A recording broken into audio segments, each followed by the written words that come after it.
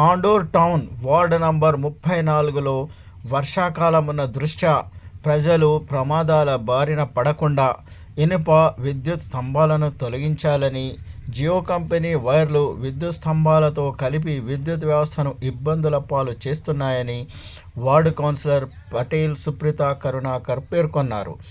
తాండూరులోని విద్యుత్ శాఖ అధికారుల చోద్యం వార్డు నంబర్ 34 గాంధీ చౌక్ సమీపంలో కుప్పలుగా వేలాడుతున్న విద్యుత్ వైర్లు మరియు జియో వైర్లు.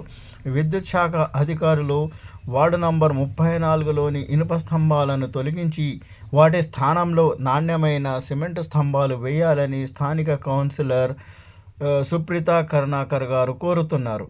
ఎన్నోసార్లు ఏఈ గారికి ఫోన్ చేసినా స్పందించడం లేదని, కనీసం ఫోన్ ఎత్తడం కూడా లేదని వాపోతున్నారు. గణేష్ పండుగ సమీపిస్తున్న ఈ తరుణంలో గాంధీ చౌక్ మీదుగా వినాయక ఊరేగింపు ఉంటుంది కాబట్టి విద్యుత్ వైర్లను సరిచేయాల్సిందిగా కోరుతున్నారు.